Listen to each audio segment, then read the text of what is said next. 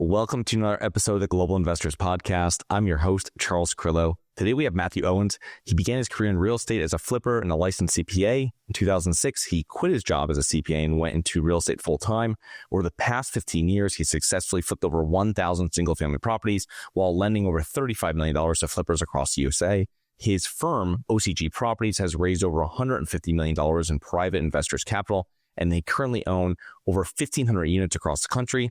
Their company's investments include syndicated investments, performing and non-performing notes, single-family and multifamily properties for both flipping, holding, and private lending. So thank you so much for coming on the show today. Thanks, man. Appreciate it. Look forward to adding some value here. So you started off as a CPA. Can you give us a little bit about yourself, both personally and professionally, prior to going in real estate full-time? Yeah, no problem. I just to give you a little background, I grew up in Torrance, California, went to UC Santa Barbara, which is a major party school, of course. And I actually wanted to become an architect at first. And my dad was like, hey, what do you want to do? And he was a CPA. And I said, well, they don't have architecture school here, so I'm just going to do accounting and become a CPA. And he's like, well, why don't you just go to another school? And I was like, there's too many girls here. I can't actually leave this school. And he's like, you're going to make your professional, your profession after you wanting to stay at a school for girls. I'm like 18 years old, 19 years old. Like, yeah, of course, and so from that point forward, I actually started studying accounting,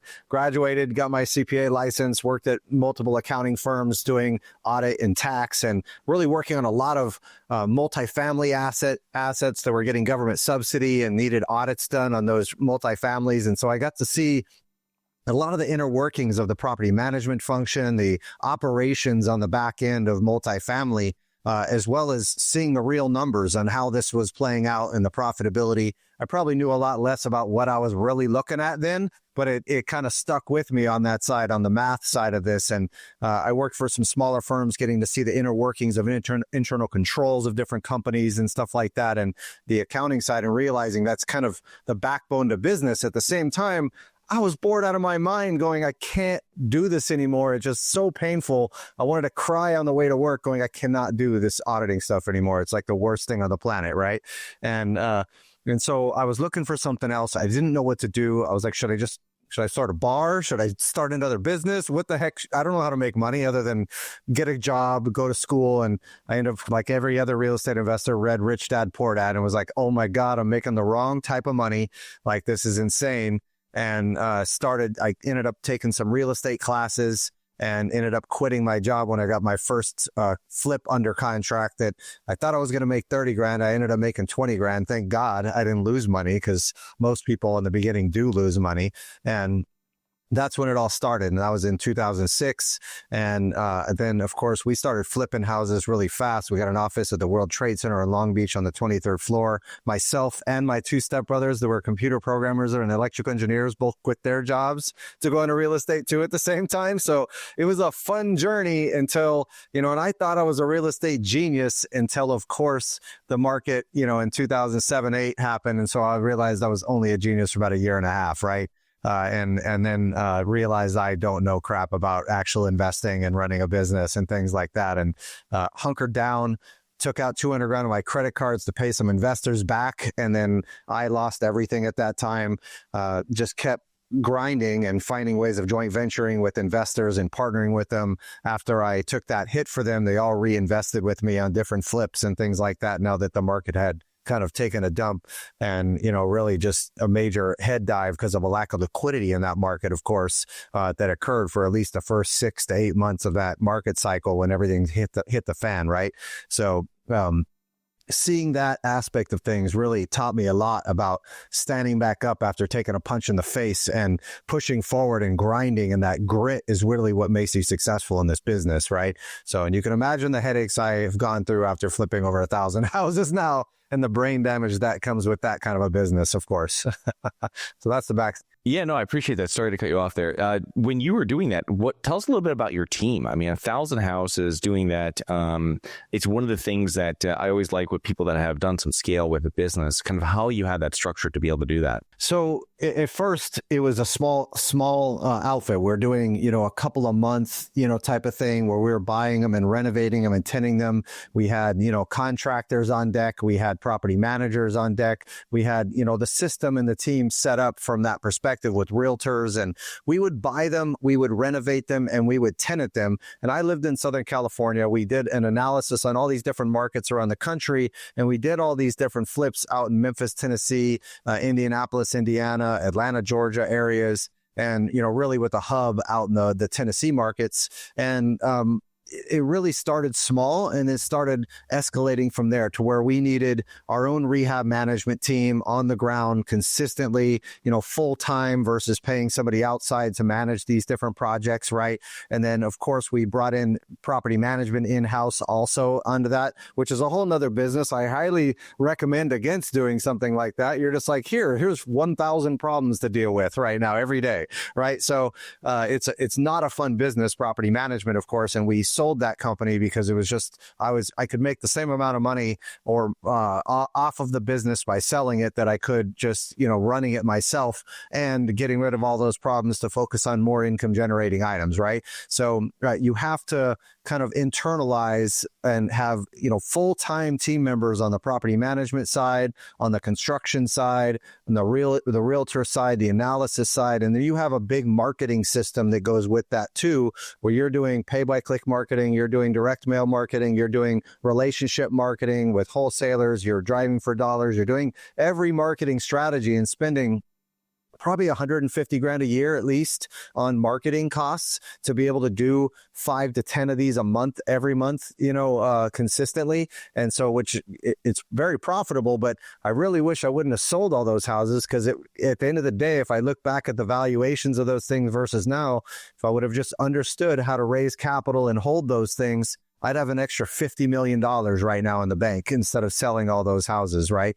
So I'm thinking that I had to go through and sell them to keep the lights on somehow, when there's totally different structures to do all that you want to do in this space. Yeah. The property management is something, when I hear groups that have brought the property management in-house, it is a very low margin, thankless business, and it's very difficult. I self-managed properties, my small portfolio for years when I started, like 06 to 2012. And when I handed that off, it was like a sigh of relief, and it allows you to really grow your portfolio, grow your real estate investment business. And for people taking a house, I understand you get a little bit more of control, but it's also, just because you're good at acquiring properties doesn't mean you're good at property management. I mean, they're two separate, things. The management company we sold to, they could get their costs down by 30% on our renovation costs, because they were much bigger, had in-house systems, in-house trucks, in-house team members, all that kind of stuff from the property management side versus going outside subs and things like that, right? And then, if something happens where you mess up as a company from a property management side and you're managing an investor's property, then a lot of times the manager is going to take the hit. People don't talk about those types of things that can occur, right? If you make a mistake as a company or as a whole, right? And so it's not all profitability, in that way, right? And one side, the owners don't like you, and the other side, the tenants don't like you. You're kind of right in the middle of this war between the two. I told my team that was on the ground, hey, just blame the California office, and every time you have to deal with something, so that way they're not taking the brunt of the hate from tenants that are getting evicted or owners that are mad about a repair or something like that. You know what I mean? Yeah. Yeah, that makes perfect sense. I also found you're taking away the emotional element of it. So if you're self-managing properties, it usually happens with like mom and pops. They want to fill up that vacancy, and you know what I mean? And they're going to bend the rules a little bit than they should be, right? And they know they should be. You shouldn't be doing that. And it's something that that's one part of it. And the other thing too is you're paying for the experience of the property manager. So I had my first property manager, probably was in a market for 25 years before I hired him, maybe 25 or 30 years. So I'm tapping into 30 years of his connections, his know-how, everything like that, to be able to manage my own properties, right? And that's an added benefit that's not put on like line items of what they're going to be offering to you. You know what I mean?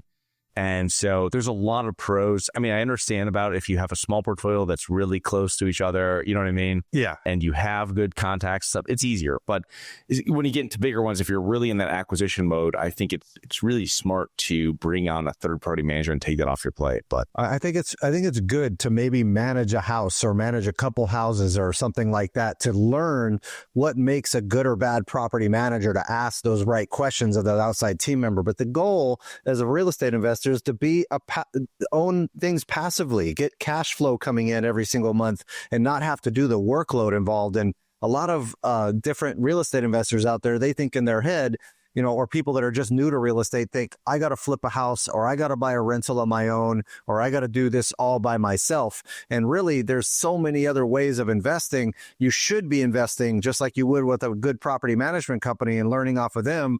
You can invest with multifamily operators, short-term rental operators, single-family operators, promissory note operators. There's so many different aspects of this, and rely on their experience to do all that work and get you through that learning curve way faster, where you don't even have to qualify for the financing yourself. They do all that stuff. There's no extra risk on the board in like a syndication deal. That doesn't mean that at the same time they shouldn't go do their own homework as well, and do a deal on their own to learn how to renovate a house or how to do a short-term rental, or those different aspects of things, because you gain so much knowledge on what makes a good or bad operator too when you're investing with someone else on those deals. So all these things are kind of full circle. You should do a little bit of active, but the goal is that passive side, right? So yeah, well, you understand exactly what's happening, like you said, and then it's going to make you a much more well-informed, active, and passive investor in the future, and you really get that mastery. Do you have money sitting in the stock market and you're worried about it? Or worse, you have money sitting at the bank, not keeping up with inflation?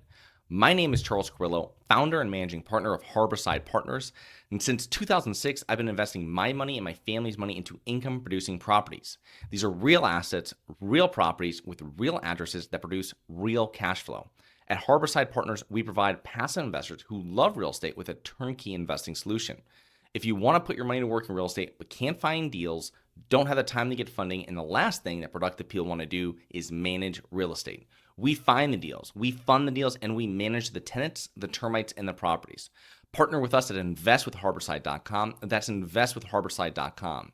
Go to investwithharborside.com. If you love real estate, you like the idea of passive income, and believe that income-producing properties will appreciate over time, go to investwithharborside.com. That's investwithharborside.com. Matthew, can you give us an overview of your company's investment strategy? I mean, you guys have different asset classes that you focus on. Can you give us an overview of what you guys are working on and kind of what your role within that is? Yeah, no problem. So I'm the visionary, as they say in the book Traction, right? So I also still do a lot of operational work and things like that. I'm still a smaller company as well, and still learning to delegate, of course, to every aspect of my team. It's hard for me. I love financial analysis. That's my superpower. I have two 47-inch wide monitors behind me that for financial analysis, that's like what every CPA loves, right? But what we typically do, what we've done as far as our bread and butter goes for 18 plus years, is we buy a lot of single family homes in multiple markets, renovate them, tenant them, and either hold them via joint ventures or with our own capital. And then a lot of times we'll sell them in packages to 1031 exchange investors, to people's IRAs and 401ks. We've sold over 400 houses to international investors in Japan and China, and have raised over $50 million from that market as well. And so we have translators set up and things like that. And so we understand the international tax side of this. And so we have that business that we continually do, or we're slowing down on it because single family home investing is just from the bang for your buck for larger deals. It makes a lot more sense doing the other projects. The individual renovation management on that kind of project is significant. We also set up and do short-term rentals on that side with very big houses where we're putting shipping container pools in, we're putting murals in, we're putting full gyms and saunas and ice baths and stuff like that in these things. So we have that business. We're actually starting a fund right now for our short-term rental business as well. We're raising about $5.5 million for that project.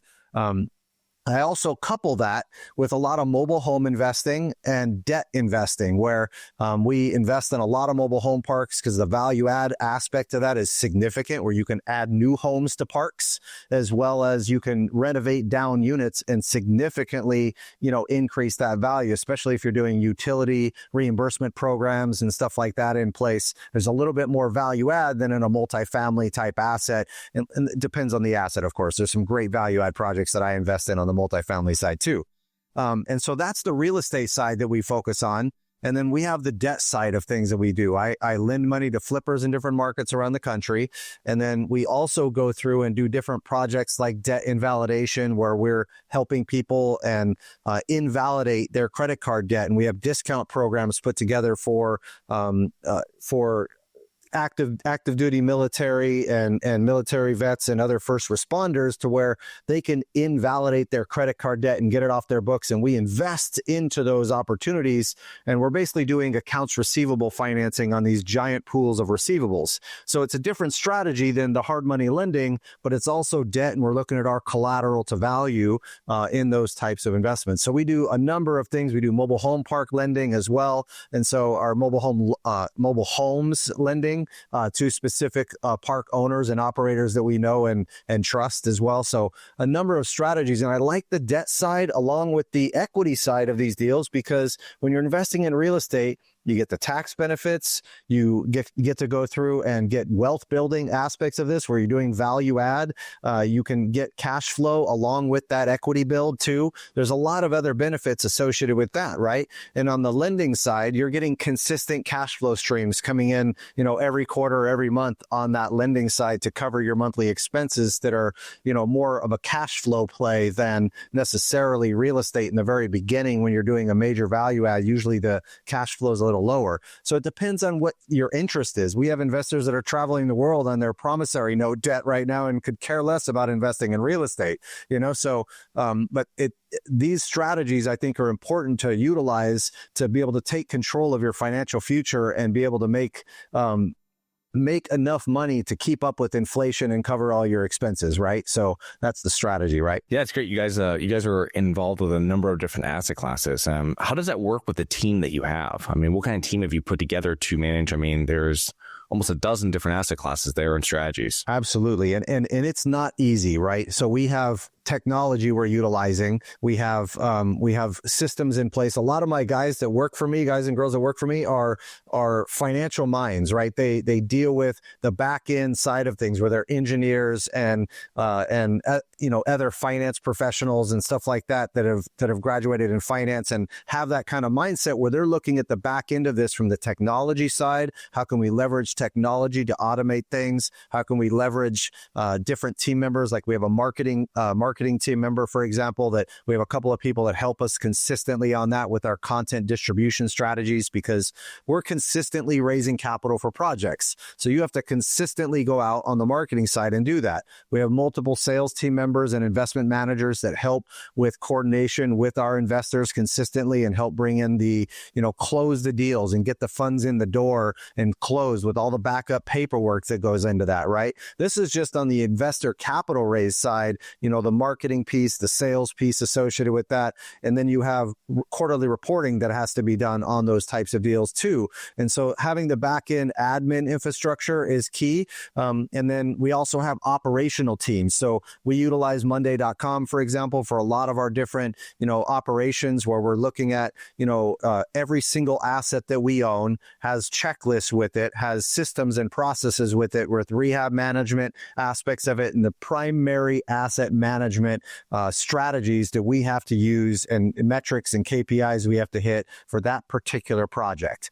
A lot of them are duplicatable, especially if you're dealing with single families. And so you have a lot of tech that you manage along with different team members. So we have probably about 10 team members that are internal team members that we utilize, and the rest are external team members on the grounds in these markets, or partners that we're working with, where We manage the CFO function, manage the capital aspect of this, and make sure that everything is getting done on the asset management side of this from an operations standpoint, while we leverage the teams on the grounds to do the hard work, swinging the hammers and, construction management teams and stuff like that on the grounds in these different markets. Make sense? Yeah, it makes perfect sense. What would be, for new investors starting out, and maybe they're starting off with a few properties, and it's that time to start taking things off their plate, what advice would you give business owners and investors who are looking at hiring a team and starting from the ground up there? So first, you have to know what questions to ask, right?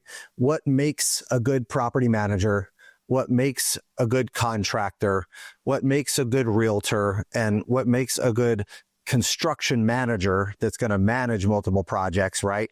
And so you're looking for the key attributes associated with those different positions, right? Like a construction manager that's managing multiple pieces of construction needs to understand construction, understand spreadsheets, and understand how to manage a budget correctly, which is not very common in the construction space, So, and we can all laugh about this, but we've all been stolen from contractors in the past, right? And so whether that's labor or problems or just downright theft, right? And so looking at from that aspect, you have to understand, hey, what are the key things that person is going to have to do for me? So outlining every piece of the construction management process and saying, what do they need to know? They need to be able to create these bids, know the cost, both labor and material, negotiate with contractors, or if you have it in-house, having the right people that they're managing, right? So each position comes with that aspect. If they're a brand new investor, get referrals from other people to be able to do this. Ask them why they think they're good team members, because not every referral should be weighted equally. Some investors don't have the right experience to know if they have a good property manager or not, for example, right? So finding the people that do have that experience, that have referrals and recommendations in those areas, is the best way to go to start building your team. And then knowing, hey, how does the property manager make money? How many ways are they making money? Is it repairs markups? Is it leasing fees? Is it, acquisition fees? Is it lease renewal fees? What are all the ways, and are they aligned with your interests, right? Do they get paid whether it's rented or not, right? So these are the questions you want to be asking these different team members to understand. We have some of these checklists in one of the classes I teach that I can give away to the audience if they want it. They can reach us at MathewOwens.com if they have that interest. But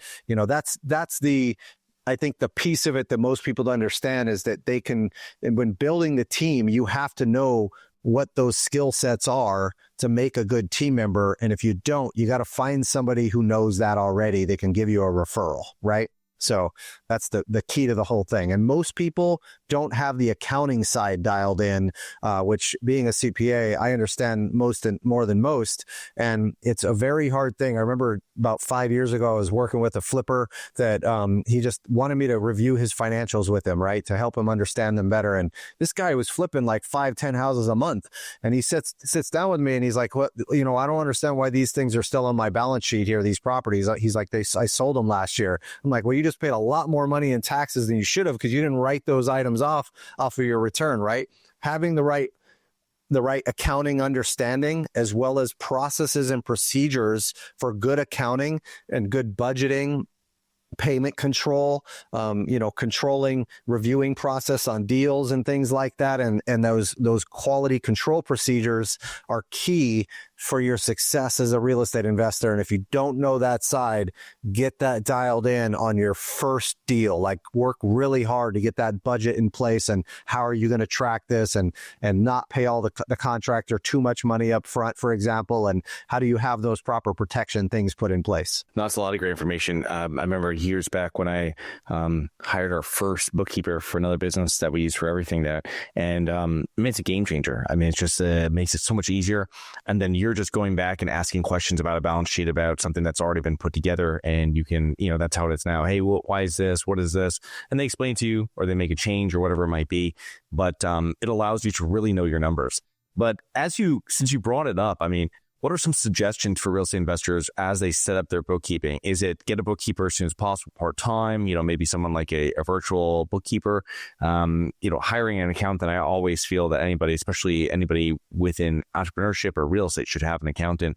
But what else would you say? I mean, what are some easy ways for people to bring on a bookkeeper initially? So there is a ton of good people overseas that you can get work from in, VAs in the Philippines and things like that. I would highly recommend, if you're going to go that route, that you should find a company that's already vetted these people and work through a company. You're going to pay a little more, but they have controls in place where you do 3 interviews with people and understand their expertise. Now, if you don't know bookkeeping and understand that yet, then you should have somebody else doing that interview to understand those things. And you should test them always, where they do a month's worth of books as a test and have them explain to you the transactions that occurred, and have somebody else that understands that reviewing their work. Because if you don't have the knowledge, how are you going to know what their workload, if their workload is right or wrong? And that's the biggest challenge, right? A lot of people have no idea that their bookkeeper sucks. You might be spending a ton of money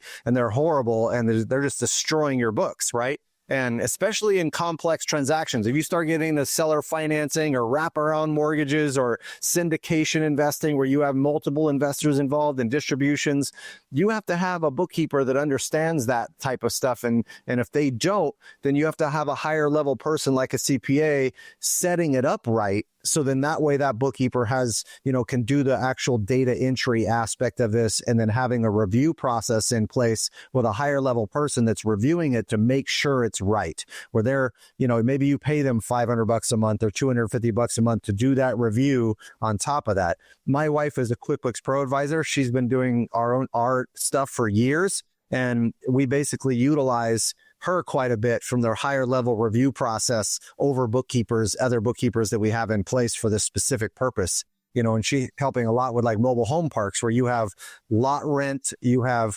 home rent, you have utility reimbursements, you have all different types of income and expenses that go along with that. And that's major renovations that you don't want to show as part of normal operations and things like that. So there's some unique details that go into understanding these books in the first place. So you want to have a higher level person that understands that investment type, which is a rarity in a lot of cases. And so getting referrals can be really, really important in that arena. Yeah, no, that's a great idea for as you grow to have a kind of a bookkeeper for your bookkeeper, as I would say. And that's something great. That's something that I've heard people have before. And usually working with an accountant, I remember we had a bookkeeper years back, and our accountant used to charge us more because they had to fix the books. And after one time, it's like, oh my, you have to change it. It's just, so you have to really, there's no way of me knowing that until, you're going through and you're speaking to your accountant, going through everything. So, and then fixing the books is not an easy feat at all. Like, so it can be really, especially if they don't understand the business or all the things that are happening, or there's missing information about invoices and things like that. It's really hard to recreate if you don't understand or have the right people in place to do that. And this is what I love about my wife. We met at my old CPA firm, and she was doing the accounting work for the CPA firm and got trained by the CPAs on the right way to do that stuff. And so then I quit and went into real estate and told everybody we were dating. And they're like, what's wrong with you? You're dating Matt, Now we have 2 kids, and, I have a 6-year-old and a 9-year-old, and I'm teaching them. They love math already, of course. So I got the little entrepreneurs going here. So no, that's great to hear.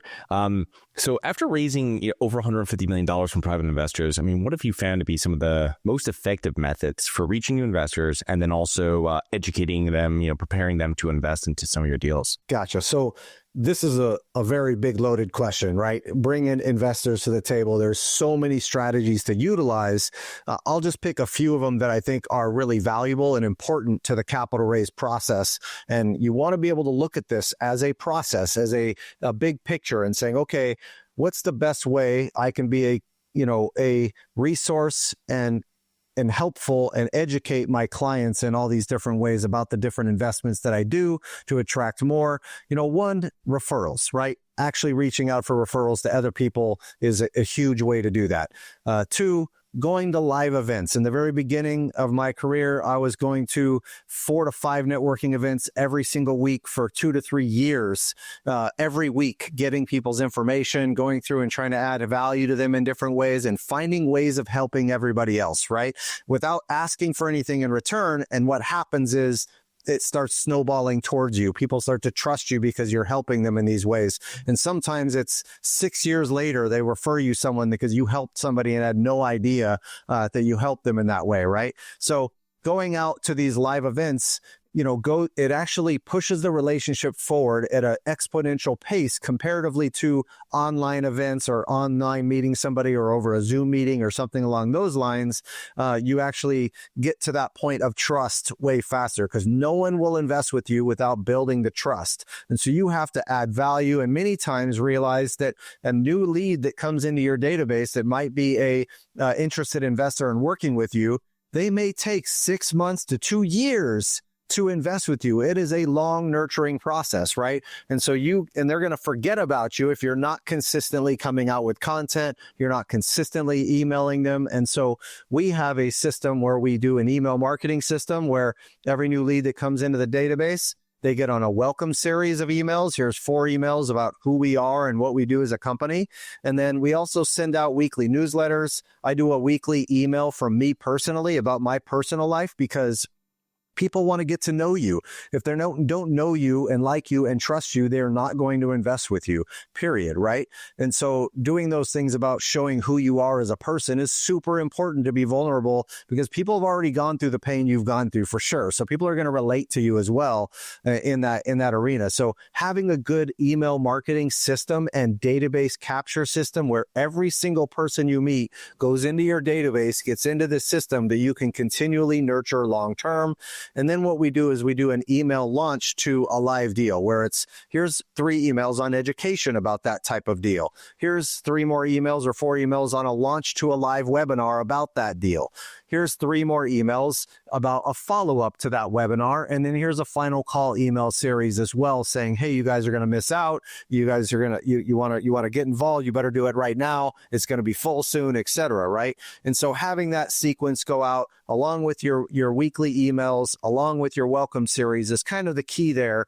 And then you have to make sure you're doing the follow-up and the sales piece. None of this crap matters at all if you're not following up with people and having them in a system where you're dragging and dropping them into different categories and following up consistently with them on and if you don't respond right away to people's emails, they're building the trust through those emails. If you wait a week before you get back to them on something, which is hard sometimes if you're super busy and an operator, then you should be able to go through and get back to them right away because they're looking at every instance of communication as trust building. If you respond same day, same hour, they're like, wow, they're just getting back to me. They really care, type of thing, right? And so you also have to not need the money. Investors can smell it on you when you're desperate for the money. And so you have to honestly not care whether that particular individual invests or not in your deal. Yes, you want them to, but you have to do what's right for them at all times, no matter what. And so that's really, really key in being able to raise capital. So I talked about the marketing aspect, the sales aspect, and there's a ton of other aspects. Nurturing your current investors that have already invested with you is a huge one. Having consistent content that you're coming out with to teach the audiences and different people that want to follow you is very, very important because they get to know who you are. So all these things are part of that process on raising capital and how we've been able to raise over 150 million now over the last 18 years and really just getting started in this space massively because I stopped raising for a while when I didn't need the capital anymore through my own means. So now we're focused on it as a business strategy as well, which is huge. Yeah, that's a lot of great information, Matthew. Thank you. As we're kind of wrapping up here, you're a CPA, you're a real estate investor on both the equity and the debt side on many different asset classes.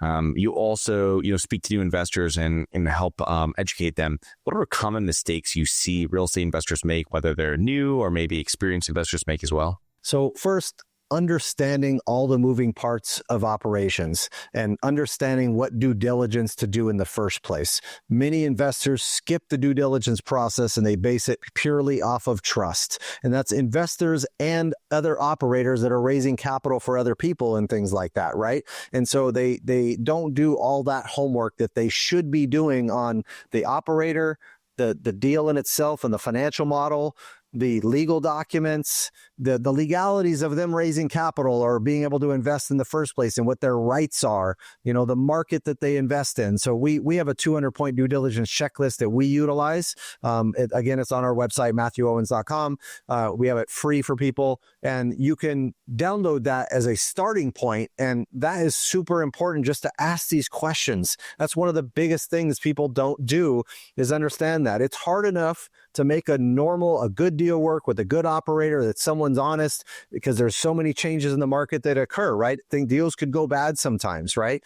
Versus someone that's a criminal or something like that, where obviously it's stacked against you. But the operator is the key to the whole thing. And so focusing on that operator, on what trials and tribulations and experience they've had in the past, is the most important piece to that puzzle. So that homework on that operator is probably the biggest mistake I see people make on doing this. And if they're being active on that side, I'd say it's really not having enough capital or understanding the math on their deal and pushing numbers to make things work because they really want that deal to work. Don't push your numbers. Have extra reserves. Be extra conservative and just wait for the right deal and get out there and find more deals and get in front of more deals until you find the right ones. Don't fudge the numbers and make something work. Guaranteed your renovation is going to be more. Guaranteed your market value is probably going to be wrong. If it's wrong by 10%, you better build that into your scenario. If your rehab, I would always put in 25% plus more on the rehab budgets and things like that to make sure you have extra reserves as an operator. So hope that helps. No, that's a lot of great information there. Yeah, I guess when I look back as you're speaking on deals that I passively invested in, because there's always people are like, oh, you make sure that the operator is not a criminal, right? You know what I mean? Because that's a whole different ballgame, like you were saying. Right. But the thing is that you have people that get over their skis with what they're doing, or they don't understand what they're working on, or they, like you said, they maybe sharpen that pencil a little bit too much. So it's important that, make sure they're not, a criminal, but then also review each deal that comes out and know that, okay, this person has integrity, but also if the deal goes south, that makes everything much more difficult. So I have to do my deal specific, kind of due diligence as well. And that's one of the things I really focus on when I'm passively investing, because you're like, these are the sponsors that I'm interested in working with, or and then when I'm reviewing deals, I'm doing what I would do if this was a project that I was going to maybe partner on as a general partner, right? That we're going to bring to our investors. It's really everything from where it's located, rents, the whole 9 yards, and you kind of underwrite it yourself and go that route. But obviously knowing that knowing that sponsor and operator first is number one, because that's, like you said, that's just like a property manager that's going to make or break the deal before it even begins. Yeah. And looking at that from, do they have extra liquidity if something goes wrong where they can contribute more capital? How long have they been in that space? And, how many other deals are they doing simultaneously and stuff like that they might need more liquidity for? What if they can't raise all the money on the deal? Does it go bad then, right? And same thing with, is there preferred returns in the deal? Do the investors get paid first before the operators get paid? And, what is the load on that deal? How much are they really making up front? Is it a couple % or something like that up front on those deals and acquisition type fees or due diligence fees and things like that?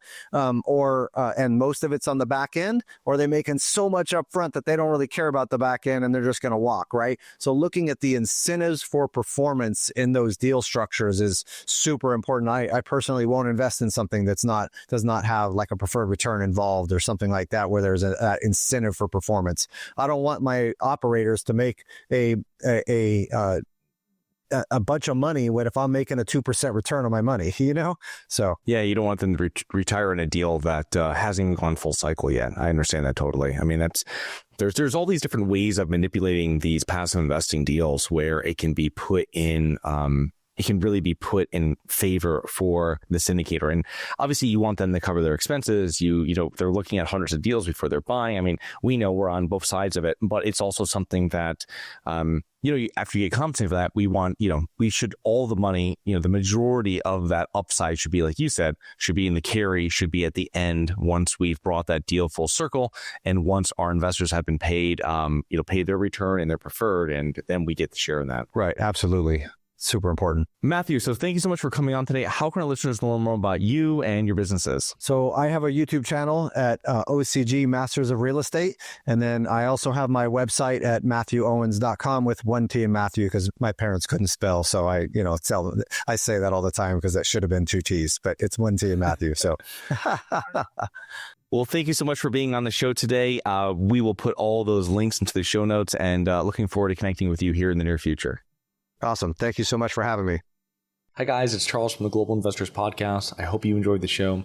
If you're interested in getting involved with real estate, but you don't know where to begin, set up a free 30-minute strategy call with me at schedulecharles.com. That's schedulecharles.com. Thank you. Nothing in this episode should be considered specific, personal, or professional advice. Any investment opportunities mentioned on this podcast are limited to accredited investors. Any investments will only be made with proper disclosure, subscription documentation, and are subject to all applicable laws. Please consult an appropriate tax, legal, real estate, financial, or business professional for individualized advice. Opinions of guests are their own. Information is not guaranteed. All investment strategies have the potential for profit or loss. The host is operating on behalf of Syndication Superstars, LLC exclusively.